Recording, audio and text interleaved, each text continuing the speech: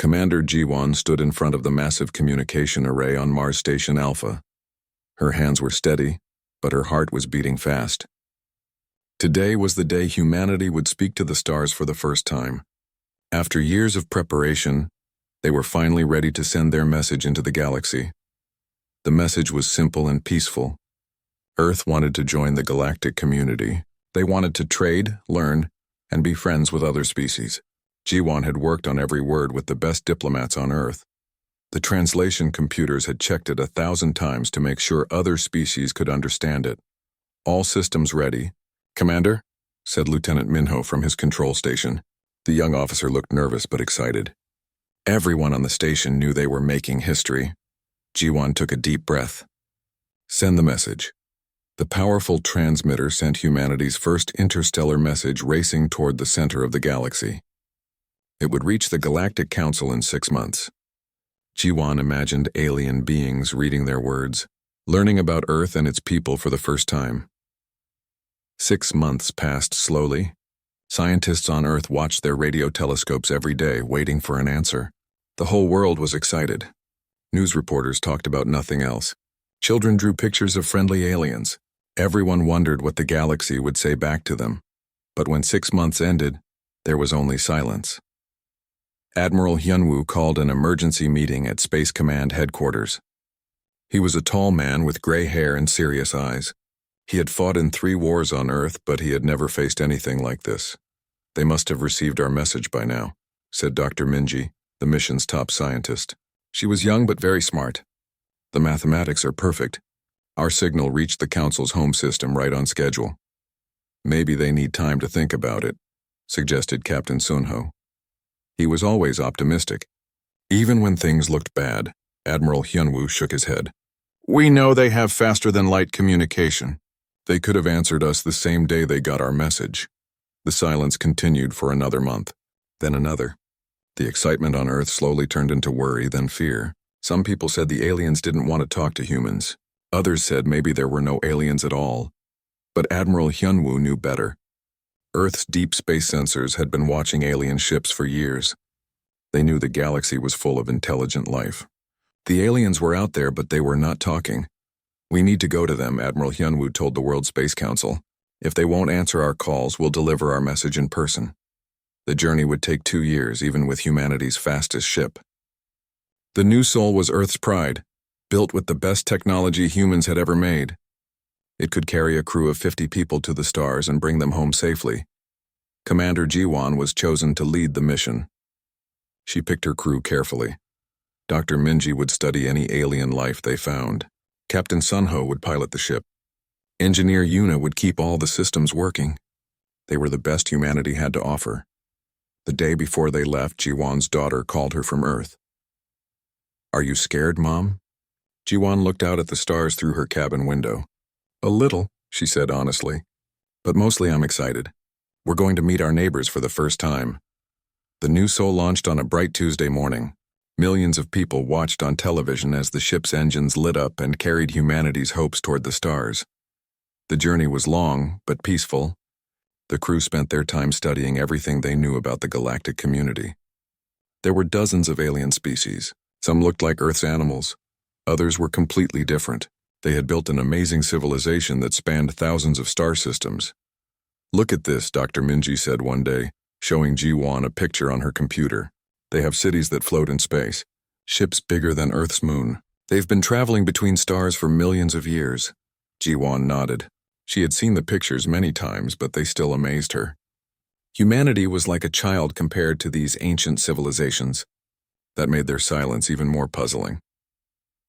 When they finally reached the Galactic Council's space, Jiwon expected to see busy traffic lanes full of alien ships. Instead, they found empty space. The massive space stations that should have been full of life looked dark and quiet. "Where is everyone?" asked Captain Sunho. His voice was quiet in the ship's bridge. Engineer Yuna checked her sensors 3 times. "I'm reading power signatures, but very low. Like everything is in sleep mode." They flew closer to the Council's main station. It was huge, bigger than Earth's biggest city, but no ships were docked at it. No lights showed in its windows. It looked abandoned. "This doesn't make sense," Dr. Minji said. Our data shows millions of beings live here. Where did they go? Commander G1 made the hardest decision of her career. We're going aboard. If they won't talk to us over the radio, maybe they'll talk to us face to face. The docking bay was empty but clean. The air was good to breathe. Gravity worked normally. Someone was maintaining the station, but nobody came to meet them. They walked through empty hallways for hours. The station was beautiful, with artwork from dozens of different worlds. But it felt like a museum, not a living place. Finally, they found the council chambers. It was a huge room with seats for hundreds of delegates from different species. Each seat was designed for a different type of alien body, but every seat was empty. In the center of the room, they found a single message crystal on the main speaker's podium. Engineer Yuna plugged it into her portable computer. Text appeared on the screen in perfect English. To the humans of Earth, she read aloud. We have received your message. We are considering our response. Please wait. That's it? Captain Sunho asked. They make us travel 2 years across space for that? But Commander G1 was thinking. The message crystal was warm, like it had been placed there recently. Someone knew they were coming. That night, as they camped in the empty station, Engineer Yuna picked up a strange signal. It was heavily encrypted and very faint. She worked for hours to decode it. When she finally broke the code, her face went pale. She called the others to her computer screen. What does it say? Asked Dr. Minji. Engineer Yuna's voice was barely a whisper. The humans have announced themselves. Stage 1 protocols are now in effect. All species return to home systems immediately. Prepare planetary defenses. The inheritors have awakened. Commander G1 felt cold fear in her stomach. Inheritors? What does that mean? Nobody had an answer. But one thing was clear. The galaxy wasn't ignoring humanity because they didn't care. They were preparing for something. Something that involved humans. Something they seemed to fear more than anything else in the universe. Captain Sunho guided his small exploration ship through the asteroid field carefully. 3 weeks had passed since they found the empty council station. Commander G1 had sent him to investigate a strange signal coming from this forgotten corner of space. There, said Engineer Yuna, pointing at her scanner. The signal is coming from that big asteroid. Captain Sunho looked where she pointed. The asteroid was huge, almost like a small moon. But as they got closer, he realized it wasn't an asteroid at all. It was a space station, very old and covered in space dust.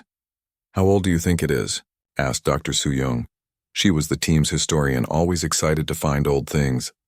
Engineer Yuna studied her readings. The metal is strange. Different from anything I've seen. This could be thousands of years old. Maybe more. They docked their ship carefully. The old station still had air and power, but everything felt ancient. Dust covered the floors. Strange symbols covered the walls. It was like walking through a tomb. Captain Sunho led the way with his weapon ready. They didn't know what they might find in here. Behind him, Engineer Yuna carried her computer equipment. Dr. Su-young took pictures of everything with her camera. The station was huge inside. They walked through empty rooms for hours. Some rooms had strange machines. Others had what looked like libraries, but with crystal storage instead of books. Look at this, Dr. Su-young called out. She was standing in front of a wall covered in pictures. The pictures showed space battles between different alien species. Engineer Yuna studied the pictures with her scanner. These aren't decorations. They're historical records. This might be some kind of archive.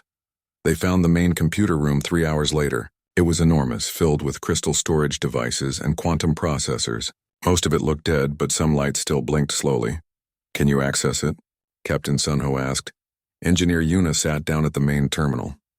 I'll try, but this technology is way ahead of anything we have on Earth. She worked for 6 hours straight. Captain Sunho and Dr. Su-young explored more of the station, while she tried to break into the computer system. They found living quarters, food storage rooms, and what looked like a command center. I think this was a military base, Dr. Su-young said. See these strategic maps? This station was built to watch over a big area of space. When they came back to the computer room, Engineer Yuna looked tired, but excited. I'm in, she said. But this is incredible. The database has information going back 50,000 years. What kind of information? Captain Sunho asked. Everything. Military records, historical files, species profiles. It's like the galaxy's secret history is stored here. Dr. Su-young almost ran to the computer. History was her life. And this was the biggest historical find ever. "Show me the species records first." Engineer Yuna typed commands into the alien computer. Files appeared on the screen showing different alien races. There were the same species humanity had been trying to contact, but also many others that were marked as extinct or transcended. "Wait," Dr. Suyong said suddenly. "Go back to that one." The file showed a species that looked almost human. They were taller and stronger, but they had 2 arms, 2 legs, and faces that weren't too different from people on Earth. "The Vorthak Empire," Engineer Yuna read from the file. "Active from 52,000 years ago to 47,000 years ago. Status transcended. Warning level maximum," Captain Sunho frowned. "Maximum warning level? What does that mean?" Engineer Yuna scrolled through more files. Her face grew pale as she read. According to this, the Vorthak conquered half the galaxy in less than 5,000 years. They were unstoppable warriors. Every species that fought them was either destroyed or forced to surrender. "What happened to them?" Dr. Suyong asked. "The files say they just disappeared. One day they controlled half the galaxy, the next day they were gone. All their ships, all their soldiers, everything just vanished." Dr. Suyong was reading over Engineer Yuna's shoulder. "Look at this behavioral profile. Extremely aggressive expansion. Rapid technological advancement. Inability to coexist peacefully with other species.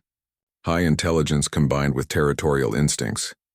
Captain Sunho felt something cold in his stomach. "That sounds familiar." Engineer Yuna kept reading. "Listen to this. The Vorthak showed consistent patterns. Curiosity about other species followed by attempts at peaceful contact, followed by inevitable military conquest when peace failed to achieve their expansion goals." The 3 humans looked at each other in silence. The description could have been written about humanity. "There's more," Engineer Yuna said quietly. "According to these files, the Vorthak tried to make peaceful contact with the Galactic Council first. Just like we did." Dr. Suyong was studying the timeline. "The similarities are too exact to be coincidence. Look at their technological development curve compared to ours. It's almost identical." Captain Sunho contacted Commander Jiwon on their ship's radio. "Commander, you need to see this. We've found something important." An hour later, Commander Jiwon and Dr. Minji arrived on the archive station. They read through the Vorthak files with growing shock. "This explains the silence," Commander Jiwon said finally. "They think we're the next Vorthak Empire." Dr. Minji was studying the genetic data. "But we're not the same species. Our DNA is completely different." Engineer Yuna had been working on decrypting more files. "Actually," she said slowly, "maybe we're not so different after all." She showed them a new file. This one contained detailed genetic analysis of the Vorthak species. The DNA structures were complex, but certain patterns looked familiar. "I ran a comparison with human genetic patterns," Engineer Yuna explained. "Look at these sequences." Dr. Minji studied the data carefully. As a xenobiologist, she understood genetics better than anyone else on the team. Her face went white as she realized what she was seeing. "That's impossible," she whispered. "What is it?" Commander Jiwon asked. "These genetic sequences, they're in human DNA too. Not exactly the same, but close enough to show a connection. It's like humans have some Vorthak genes mixed in." Captain Sunho sat down heavily. "Are you saying we're related to them?" Dr. Minji shook her head. "Not exactly, but there's definitely a connection. Maybe they visited Earth long ago and left some genetic material behind." Dr. Suyong found the final piece of the puzzle in the archive's historical records. "Listen to this," she said. "It's the last entry in the Vorthak files dated 47,000 years ago." She read from the screen. "Our expansion has brought only death and suffering to the galaxy. We have become what we swore never to be, destroyers instead of explorers. The guilt of our actions weighs too heavily.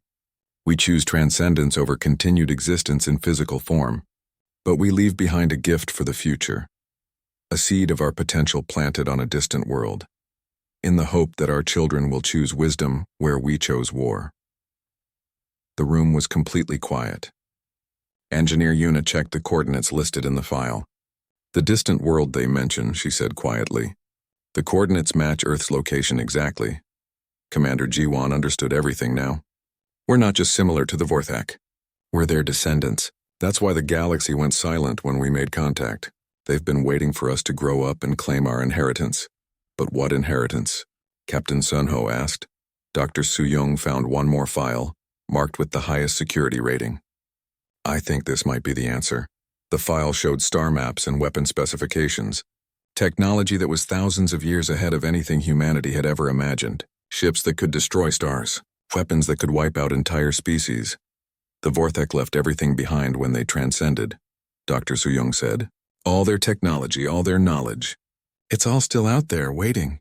Engineer Yuna realized the horrible truth first. The galaxy isn't afraid of us because we might become like the Vorthak. They're afraid because we already are the Vorthak. We're their children and we're growing up. Commander Jiwon looked at the star maps showing the locations of ancient Vorthak weapons and technology. Somewhere out there was enough power to conquer the entire galaxy, just waiting for humanity to find it. Now I understand why everyone ran away, she said. They're not preparing to fight us. They're preparing to surrender before we even know there's a war to fight. Lieutenant Minho checked his stealth suit one more time. The Black Ops mission to the Vorthak homeworld was the most dangerous thing he had ever attempted. Behind him, Specialist Yuna and Sergeant Junho were making their final preparations. Remember, Commander Jiwon said over the radio, this planet is restricted by every species in the galaxy. If the old records are wrong and something is still alive down there, get out immediately. Lieutenant Minho nodded. Understood, Commander. We'll be careful. Their small ship approached the planet quietly. It looked dead from space. Gray continents under heavy clouds. No cities showed any lights. No ships moved in orbit. But the archives had said this place held the most important secrets of the Vorthak civilization. Landing site looks clear, reported Sergeant Junho. He was their security expert, always watching for danger. They landed near what the old maps showed as the capital city. As they walked outside, Lieutenant Minho was surprised. The buildings were still standing after 50,000 years, but they looked empty and sad. The architecture is definitely similar to human styles, observed Specialist Yunha. She was their intelligence analyst, trained to notice important details. The streets were wide and clean but completely empty. No plants grew anywhere. No animals moved. It was like the whole world had been frozen in time. They found the central government building after 2 hours of walking. It was enormous, built from some kind of crystal that still sparkled in the dim sunlight. Motion sensors are picking up something, Sergeant Junho said suddenly. His weapon was ready. Lieutenant Minho stopped walking. What kind of something? I don't know. The readings are strange, like energy patterns instead of physical movement. They entered the building carefully. Inside, the walls were covered with murals showing Vorthak history. Lieutenant Minho could see the story in the pictures. Exploration, discovery, first contact with other species, and then war. Look at this, Specialist Yuna called out. She was standing in front of a mural that showed Vorthak soldiers fighting against many different alien species. The battles got bigger and bigger. In the end, they were fighting the entire galaxy. They climbed stairs to the highest level of the building. At the top, they found a round room with a dome ceiling. The walls were covered in strange symbols that seemed to glow with their own light. The energy readings are coming from here, Sergeant Junho said. Lieutenant Minho walked to the center of the room. As soon as he stepped into the middle, the symbols on the walls began to glow brighter. The air itself seemed to vibrate. Then a voice spoke. It came from everywhere at once, speaking perfect Korean. Welcome, children of Earth. We have been waiting for you. All 3 soldiers raised their weapons, looking around for the source of the voice. Who are you? Lieutenant Minho demanded. Show yourself. The air in front of them began to shimmer. Slowly, a figure appeared. It looked like a Vorthak from the archive pictures, but made of light instead of flesh. I am Korvash, last speaker for the Vorthak people. We have been watching your species since you first looked up at the stars. Specialist Yunha's scanner was going crazy. Sir, the energy readings are off the scale. This thing is pure energy. We are not things, the light being said gently. We are what the Vorthak became when we chose to leave our physical bodies behind. We transcended matter to become beings of pure thought and energy. Lieutenant Minho kept his weapon pointed at the creature, but he was curious. Why did you do that? The archives say you controlled half the galaxy. The Vorthak's energy form flickered, showing sadness. Because we realized what we had become. We started as explorers, seeking knowledge and friendship among the stars. But our nature led us to conquest instead. We became destroyers. What does this have to do with humanity? Asked Sergeant Junho. Everything, Corvash replied. Before we transcended, we knew our violent nature would eventually destroy us, so we planted seeds of our genetic material on distant worlds, hoping our descendants might choose a different path. Specialist Yunha lowered her scanner. Earth was one of those worlds, the most important one. We watched human civilization develop for 50,000 years. We guided your evolution carefully, hoping you would learn what we could not. Lieutenant Minho felt confused and angry. You experimented on us? We're some kind of test? You are our children, Corvash said firmly. And like all parents, we hope you will be better than we were. The energy being moved to the wall where new symbols began to appear. They showed star maps and what looked like technical diagrams. The galaxy fears you because they remember us. When your species made first contact, every civilization immediately began preparing for war. They know what Vorthak descendants are capable of. But we're not warriors, protested Specialist Yunha. Humanity has fought wars, but we've also created art and science and philosophy. So did we, Corvash replied sadly. But in the end, our territorial instincts were stronger than our wisdom. The question is, will you be different? Sergeant Junho was studying the star maps on the wall. These show weapon locations, planet killers and star destroyers. Why are you showing us this? Because the galaxy expects you to claim them eventually. It is your inheritance as our descendants. Every species is waiting to see when humanity will begin its conquest. Lieutenant Minho realized the horrible situation humanity was in. They're not afraid of what we might do. They're afraid of what they think we will do. Exactly. And their fear might force them to attack you first before you can claim your inheritance. The Vorthak being moved to another wall. New images appeared showing automated defense systems throughout the galaxy. We built safeguards before we transcended. Automatic systems that would activate if our descendants showed signs of following our path. They are already beginning to wake up. What kind of safeguards? Asked Specialist Yuna. Tests. Challenges that will force humanity to make choices. The same choices we faced long ago. Choose conquest and the systems will help you conquer the galaxy just as we did. Choose wisdom, and they will stand down. Lieutenant Minho felt the weight of responsibility crushing down on him. What happens if we fail the tests? Corvash was quiet for a long moment. Then you will become what we became. Masters of a dead galaxy, alone with your guilt until you too choose transcendence over existence. And if we pass, then you will inherit something far more valuable than weapons. You will inherit the respect and friendship of every species in the galaxy. They will stop fearing you and start learning from you. Sergeant Junho had a practical question. How long do we have? The tests have already begun. Every major decision your species makes from now on will be monitored. The automated systems will judge whether humanity is choosing the path of wisdom or the path of war. Lieutenant Minho thought about Commander Jiwan and the rest of the human fleet exploring the galaxy. Every choice they made could determine humanity's future. Why didn't you just tell us this from the beginning? He asked. Because the test must be real. If you know you are being tested, your choices are not genuine. You must face the same temptations we faced with the same lack of guidance we had. Specialist Yunha understood. That's why the Galactic Council went silent. They can't help us or warn us without interfering with the test. They can only wait and see what kind of species humanity truly is. The Vorthak being began to fade. I have told you too much already. The systems may compensate by making the tests harder. But you deserve to know why the galaxy fears you. Wait, Lieutenant Minho called out. What should we tell our people? Tell them the truth. Tell them they carry the genetic legacy of a species that nearly destroyed the galaxy through conquest. Tell them the choice is theirs. Follow our path to power and loneliness or find a better way. The energy being disappeared completely. The symbols on the walls went dark. The three humans were alone in the ancient room. We need to get back to the ship, Lieutenant Minho said. Commander Jiwan needs to know about this immediately. As they left the building, Sergeant Junho looked back at the dead city. Do you think we'll make the right choices? I don't know, Lieutenant Minho replied honestly. But at least now we know what the choices are. Their small ship lifted off from the Vorthak homeworld, carrying the most important information in human history. Somewhere out there, automated systems were already preparing. Tests that would determine whether humanity would join the galactic community as friends or conquer it as enemies.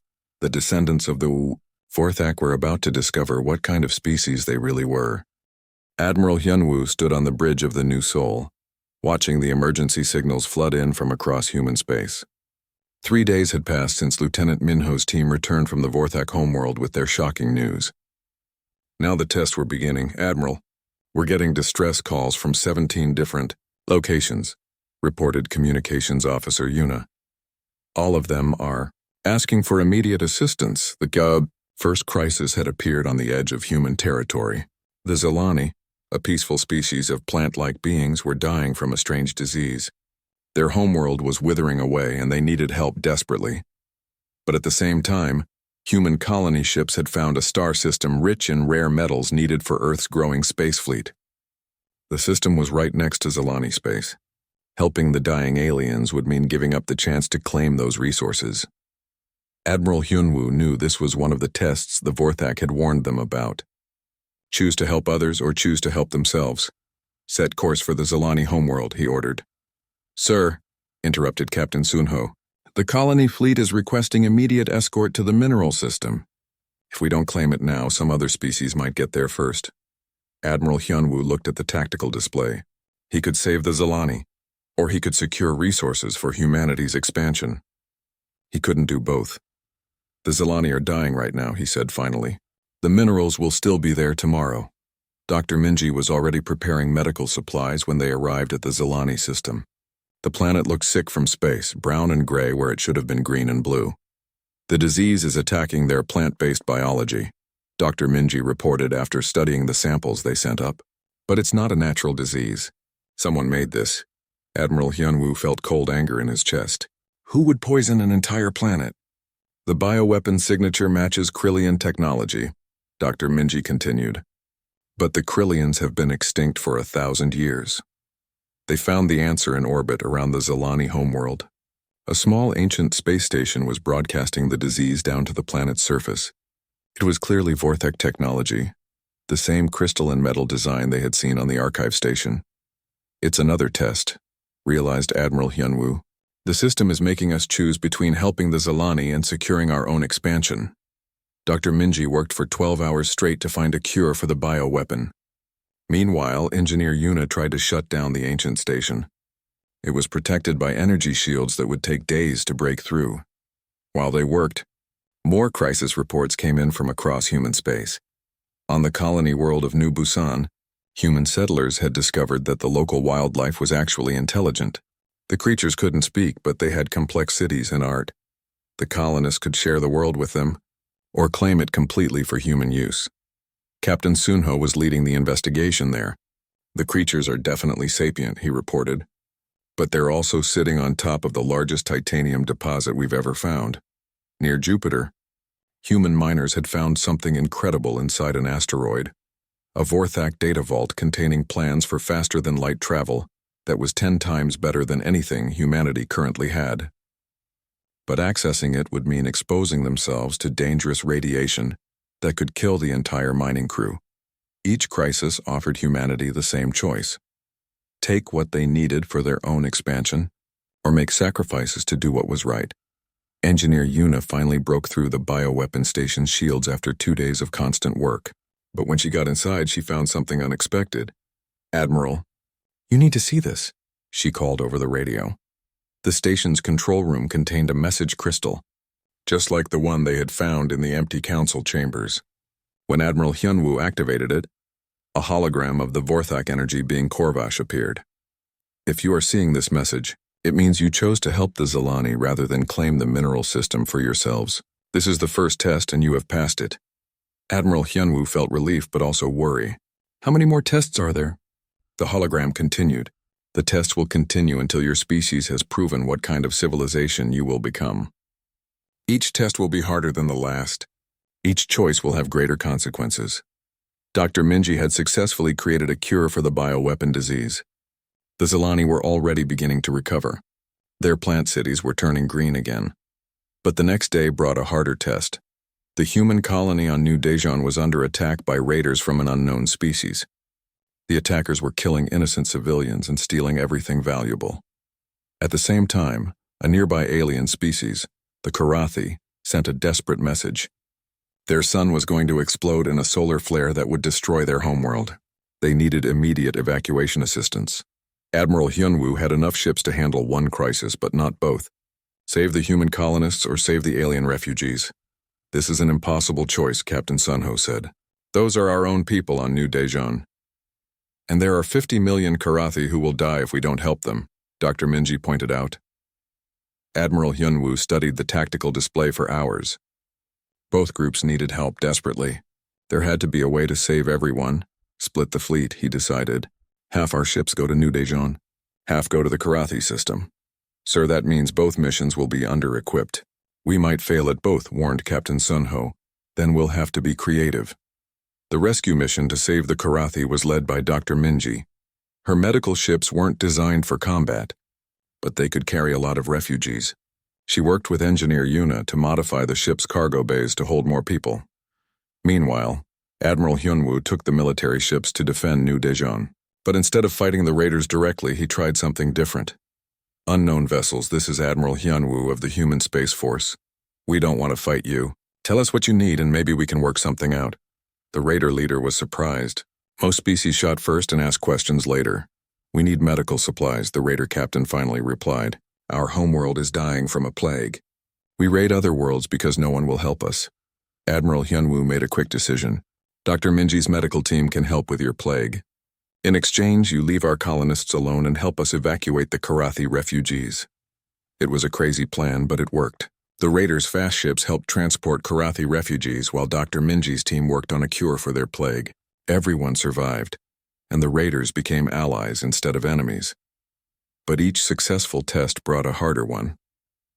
On the mining station near Jupiter, the human crew found a way to access the Vorthak data vault without dying from radiation. The faster-than-light technology inside could give humanity a huge advantage over every other species in the galaxy. The problem was, the same technology had been used by the Vorthak to conquer half the galaxy 50,000 years ago. Engineer Yuna was studying the plans when she made a disturbing discovery. These aren't just engine designs, she told Admiral Hyunwoo over subspace radio. They're weapons specifications. This technology can be used to build ships that are faster and more powerful than anything in the galaxy. Admiral Hyunwoo understood the test immediately. Humanity could use the technology to explore and trade peacefully, or they could use it to become unstoppable conquerors like their Vorthak ancestors. What do you recommend? He asked Engineer Yuna. The peaceful applications are incredible.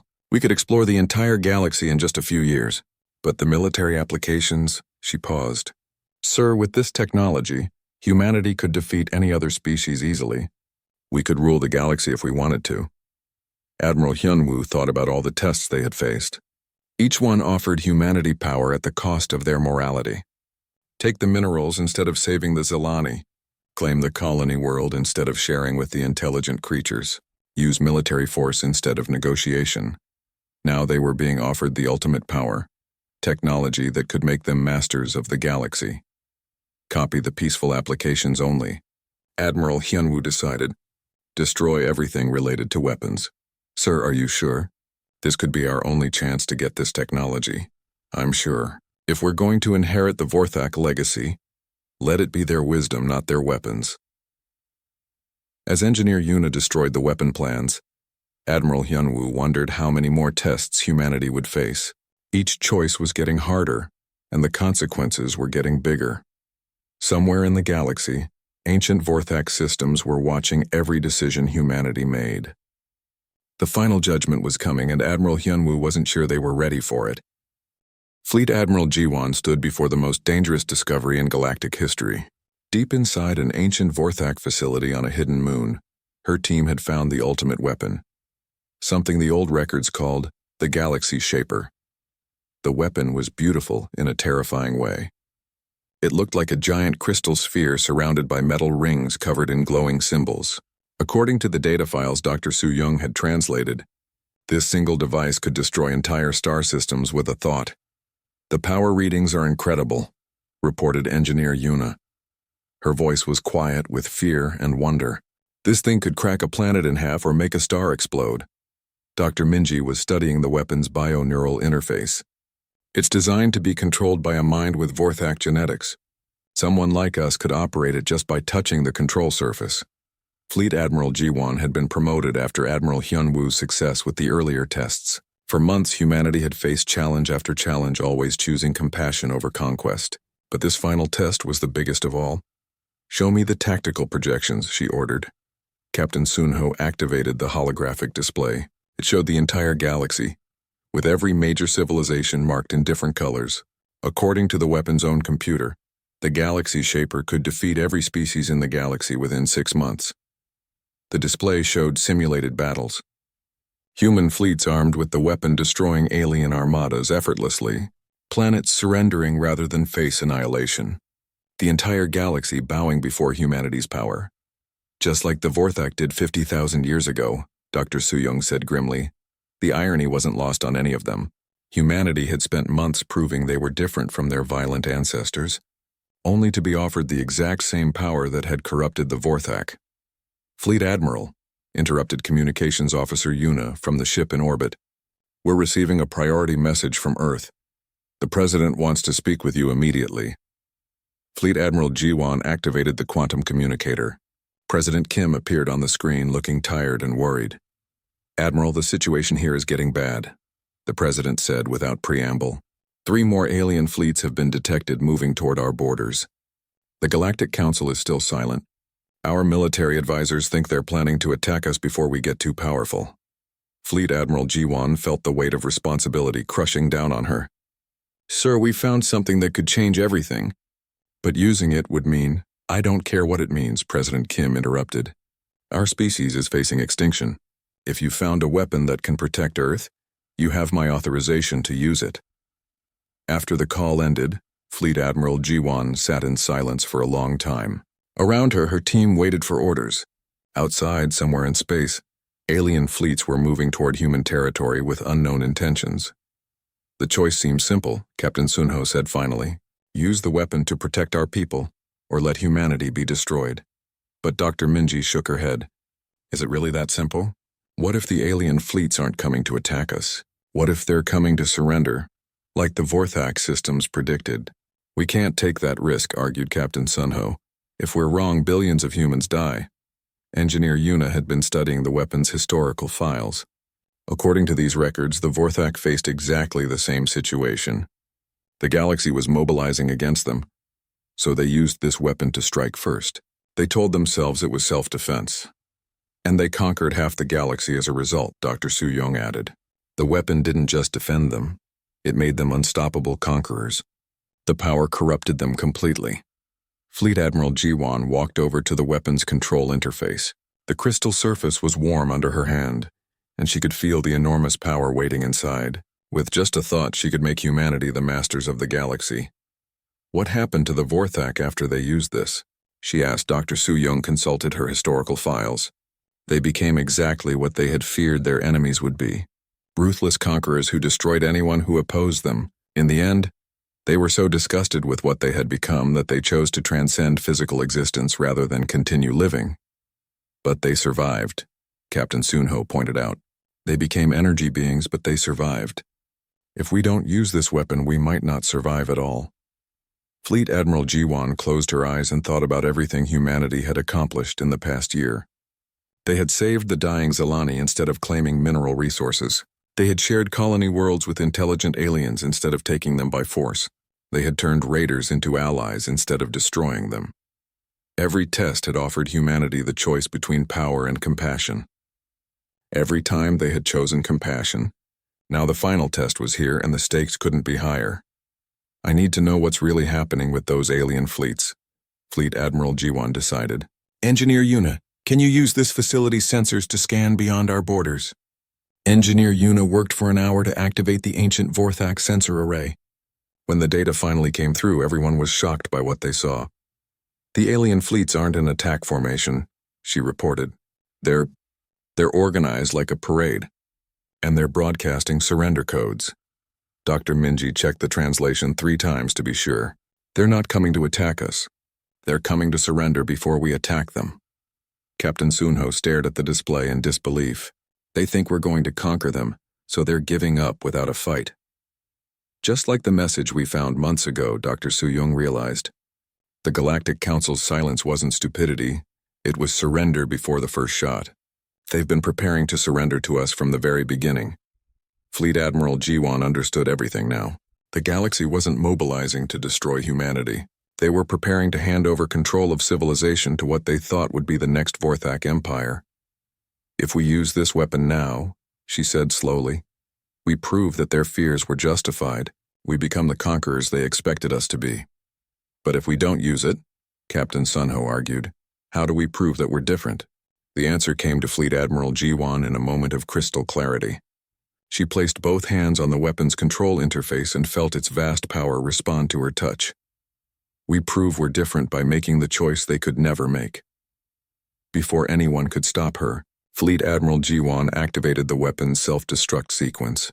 The galaxy shaper began to glow brighter and brighter as its power core went into overload. Admiral, what are you doing? Captain Sunho shouted.